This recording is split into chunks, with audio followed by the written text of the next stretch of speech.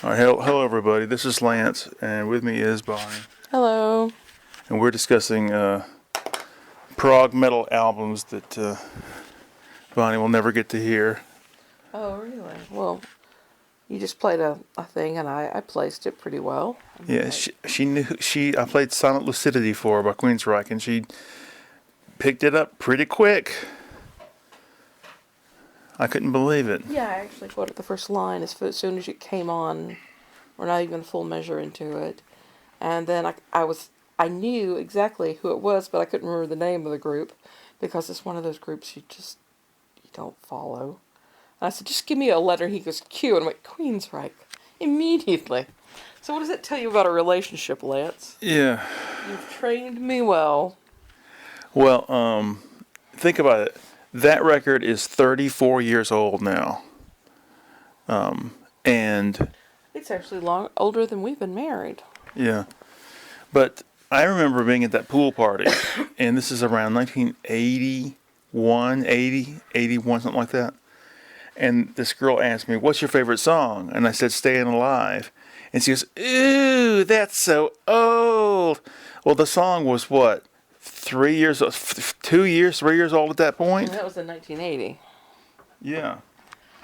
And now, here we are, 30-something years on, and we still know these songs. Yeah. That song has become a classic. I knew it was a classic when I first heard it. Well, it sounds like freaking Pink Floyd.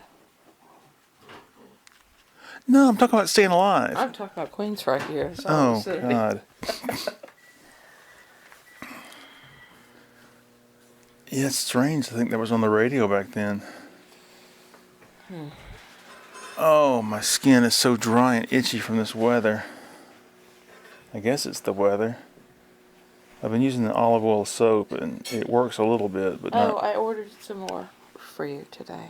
Different type. Why'd you order it? Because I can't find anything like that locally for those prices. I thought they would have had it at the dollar store. Oh, no, I know what's there, and they don't have olive oil soap that's worth a damn. No, you want something that is olive oil soap and maybe one other thing, and that's it. Olive oil and one other thing, rather. You don't want to add too many additives. Beef tallow. I did come across one when I was shopping. It was bison tallow, and I was like, ew! How do they make enough of that per year to justify it? Well, that might justify the $24 a bar price on that one. I used to get this book on Japanese interior design out in the library all the time. It had a bathroom in there, and it had a bar of Hermes soap in the bathroom. And I had somebody tell me, "Yeah, that's really, really expensive, exclusive brand." $50 or more, yeah. Yeah, it looked like Neutrogena, but it was... Anyway. I sent an email to Clay to ask Anton about Aleppo soap, which is laurel oil 20% and 80% olive oil. So you may be trying that one next. After this Greek soap I ordered. Okay. But it was a multi-pack for the same price I paid for the single of the other French soap you've been using. So. Okay. Oh, mercy. I'm trying to think. I'm getting a little tired of Late Night Again. Because it's just, Well, it's news. Whether or not they like to admit it, it is news. And news is, by its very nature, depressing. It's never good news. It's never happy news. It's news. Yeah. I mean, on the one hand, it's the place I turn for, round the world headlines and immediate judgment of the actors portrayed within. But on the other hand, I just get tired of the pat commentary. I think the thing with late night is their jokes are so predictable. Mm-hmm. I mean, I'm over there making the jokes as they make them or adding on to them, you know? It's just... Yeah. Same old. Our son just left the room with his Dinner. it was his dinner or midnight snack. Dinner. What'd you have him for dinner, dear? Couple of chimichangas and having some of those new chips. Okay. Queso chips? Cantina. Oh, okay. Mm. I was thinking we need to go down to Agua Linda and get a quart of their salsa to go.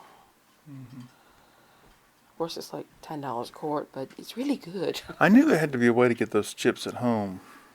Oh, the cantina style? Yeah. They're not perfect, but They're pretty close. My problem is how broken they are at the bottom of the bag, the bottom half of the bag. yeah. Mm. I want to try that baba ganoush from the Greek place again. I wasn't that fond of it. I don't care much for eggplant in that form. But, I did like their falafel wraps. You know, they're open right now. We can just push stop and head down there. And their tabbouleh is a proper tabbouleh. It's a parsley salad. It is really good. I mean, I've never had anything like that before. Yeah, the tabbouleh salad we have locally is just the grain based. It's grain heavy. Theirs is the parsley, a true Lebanese parsley salad. And you've got some of the grain in it. And garlic and lemon. Oh yeah, lemon. Oh God, they've got good lemon in theirs. But yeah, we should go down there and actually have a meal in the restaurant instead of take out, which is what we usually do. Well, I've never been in the place. How big is it? When you first walk in, it looks like it's nothing but a counter with a wraparound of a few things, but there's actually a huge back room behind the kitchen area that's hidden. And I don't know, several dozen people could be seated back there. But the front is just a bar, a single bar along the window. It's for single seating. And then there's 2, maybe 3 booths in the front section. So it looks like it can't hold anybody, but the back room is large. Well, 2 things. First of all, you need to go into that noodle bar downtown, because it's when you walk in, it looks like a bar, but then you kind of notice, oh, there are bowls. Yeah, it's like eating your soup at a counter. I think we should look at the menu before we go and maybe split one of the dishes yeah, and get a definitely, yeah. entree. It's like $16 ramen, which I'm not accustomed to. Yeah. And the second thing is, we watched a short film on a Frank Lloyd Wright house that I've never heard of before. It's called the Rayward House in Connecticut. It was gorgeous. Yeah, I thought it was just fantastic. I'm not a big fan of him, but that was the best thing I've ever seen. The thing of it was that it was the setting that it was within. It was surrounded by a river, a pond, a small lake that he had created, and then the Connecticut rolling hillside, which had a myriad of old tree growth. And this particular video was filmed during the fall, so you had a wide variety of colors within the trees. And that really helped with the contrast. And there were leaves, fallen leaves everywhere. And you don't normally have a presentation of a grand house without them trying to do all this hoo-ha with landscaping. But it was perfect because the leaves were in place. And as usual, like with Falling Water, he placed it within the environment as a complement to it. But the most interesting thing was this partially arced window that at one end of the window was the east sky, and at the far end was the west sky. And it was arced to curve into the shape of the house, so that when the sun rose, all the way to the time the sun set in the far west, the window would receive light throughout the day. And it would flow into the house at an angle because there was an overhanging eave, so it was never direct, because even at sunrise and sunset you had the tree lines there. And I thought that was absolutely impressive. The thing I didn't like about it was his concrete block use. I know that was part of his shtick in a lot of places, but I thought that it would have been better served to have had stonework, actual stones carved to create the house. See, I want to see a film like that, but on one of Richard Neutra's later work. I don't want to. I don't. I've heard too much about the Health House and the early work. I want to hear about the later stuff. Oh dear. Let's see what time it is now. How long we've been going here? Oh, only 10 minutes. It's Okay. funny, you now have to grab your glasses every time you look at anything, including your food. I hate We've it. gone to restaurants before and you had to walk back out to the car and get your reading glasses because you want to be able to see your food as you're eating it. Terrible. My God, we're coming up on 29 years. Christ, Yep. man. Coming up on 29. 29? 28? The kids are 20, They're going to be 26 and 27. which means we'll be 28. We'll be at 28. Oh, okay. All right. No. They'll be 26 and 28. That means we'll be 29. Oh, yeah. Feel this. Feel how this bone in the front here is just like, you can feel the knobs under the skin. Christ, old man, you've hit it so many times. We need to return these books to the library sometime too. Yeah. Speaking of old men, my dad's birthday is next week. He's going to be 80. My goal is to inundate him with birthday card after birthday card over the next several days. Get like 5 or 6 a day. That way he can, When I'm old, I don't want that to happen to me. I don't want any cards. You don't want to be reminded that you're old. That's it. My dad likes it. I like getting older too, but I just don't.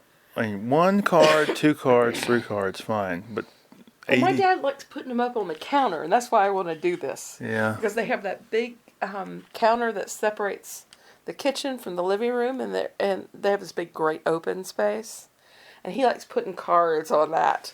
It always makes him feel special. So I want to get him a shit ton of cards. And he's got family coming up next week for his birthday, too. Some of whom have never been to his house before. I wonder where they got the plans for their house. His sister, She drew them? yes, she was a banker. Now she's in accounting. She went to college and she took classes in, I think, architectural rendering and electrical design or something, where you learn how to wire a house and such. My grandparents were really hands-on people. My dad has pictures of him as a young teenager on top of a roof that they were building a house at the time. I don't know if you can see this. It looks like. Do you see this red? These blotches? Do you see that? Yes, dear. It's the dry skin. Okay. It's driving me nuts. I don't know how, but doesn't she have to have it approved? Like, this is structurally sound. This is going to be strong enough to hold up. Well, we were considering putting in a small place here a while back, and I had to speak to the person who was in charge of issuing permits, and he walked me through the process. We didn't qualify because we didn't have enough land. Despite having over 2 acres, we didn't have enough land for a secondary residence on the property, according to our planning. But he said that basically you get the plan approved, and then every step of the way they have to come in and do inspections. So you're checking for the plumbing, you're checking for the electric, the structural soundness of it, the septic, water lines, etc., even the grade of the road and how it accesses the main road that your driveway attaches to. One of these days, I want to build a separate little building out in the backyard. It'll be a separate studio. I wish we could, but they said we can't. kind of like roll dolls, little. We're limited to 500 square feet or less, I think is what he said. It's just something tiny. And what we needed for this project would be a one bedroom, one bath, and we couldn't have done that building on the site. But we could get a shed. But A shed, yeah, like a we 2-story. we can't have it plumbed, but we can have it wired. So we'll Well, have to, and again, we're gonna have to check once again to make certain that all the specs that we're proposing are allowed under the city limits, city requirements. well, maybe one day my mother will will us the property where the barn is, and that'll give us a little bit of extra land. We're gonna need a lot more. If we got everything down to the creek, we would have another 2 acres. The problem again is the plum. We've only got partial area here that allows for septic because of the wet zone around us, because the land changes in the type of dirt that's out there. It goes from something that is nice and silty to heavy clay, and you can't put the septic in with the heavy clay. I have, if the kids, if we do will them some land one day and they're able to build on it, they'll be stuck in the same rut that began with my grandfather on this land. I don't know, there's times when you've said it's a shame that they don't have all the acreage. What is it, 20 plus acres? I don't know what it was originally. But 'Cause he your, had- your dad ended up with 13. 10 or 14? My dad had 13 here and 2 across town. Yeah. But that house wasn't good enough. I don't understand that. They should have fixed it. We're going to be here forever. As we proved to ourselves the other week. Did we discuss the fucking sofa? Oh. Yeah, go ahead. Thank God we got a free sofa. The problem is that we have a dogleg hallway, and there was no way to get the sofa in there because the back of the sofa was so high it couldn't be maneuvered through this crooked hallway. And let me interject at this point and tell you that was the most physically exhausted I've been in Ever. years. I was pushed to the limits of my strength trying to wrestle this sofa down the hallway, turn it up on end, twist it this way, now tuck that in, now pull it, Yeah. and we almost got it, but it was You had just to go straight, then you had to turn it, then you had to go forward, then you had to make it upright in the hall, then you tried to turn it again, and then turn it another angle to get into the room, and nothing worked. How we got the other sofa into the den back there, I don't know, except that the back of the sofa, that sofa is a lot lower. yeah. But It's less poofy too. yes, But correlate all this to us being here forever. yes, there's no way in hell we're going to be able to move all this stuff. There's no way we're going to be able to afford to have movers move all this stuff. We have 6,000 books. We have 2,000 CDs and albums. We have, I cannot tell you how many paintings. We've probably got, how many framed works of art? Probably close to 100. We've We've got got sculpture. We've got dozens of things of pottery. big furniture. We've got a big dining hutch in here. We have 3 sofas. We have 5 chairs, side chairs, a full dinette with set. We have several desks. I can't tell you how many bookshelves we have. I mean, enough to accommodate 6,000 or 7,000 books. A rich person's amount of clothing, which we never wear. Hey, I've been paring mine back, okay? I'm down to about 15 linear feet of closet space, okay? I broke out some pants that I decided I never wear these. I'm just gonna start making these painting pants, and I actually got a piece of orange paint on it somewhere You today. had to break it at some point. Yeah, and it just totally accidental. I was like, that's perfect. Accidental glop. That sound in the background is her son Yeah. blowing his nose. He sounds like a little elephant. Oh my god, I can't stop itching, scratching. So we've heard.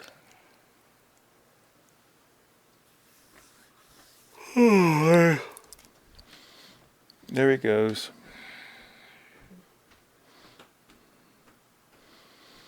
He stayed after a couple of minutes today. Yeah, because he can now. Yeah.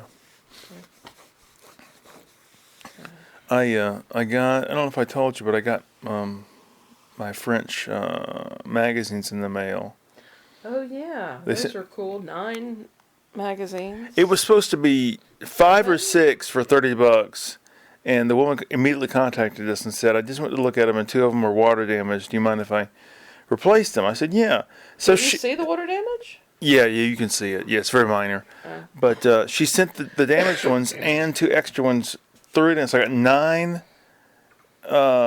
magazines for like $30, which is not bad at all. Old French humor comics magazines. So naturally irreverent and sexy and all the other things that the French are not scared of. They're not afraid of genitals or naked people or sex or Insulting the religious. yes, very. I thought about that today.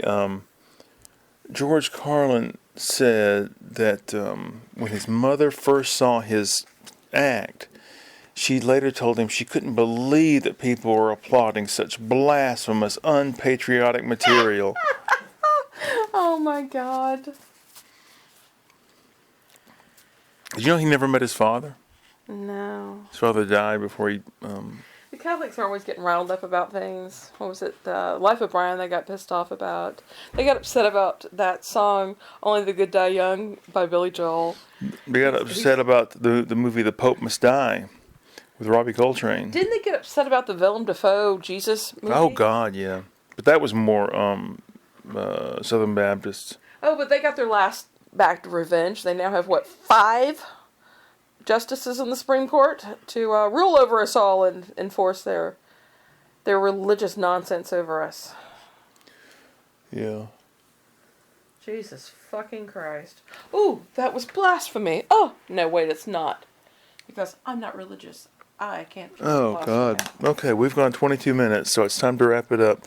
Yay. Anything to add? No. All right, we'll talk to you next week. Bye. Bye.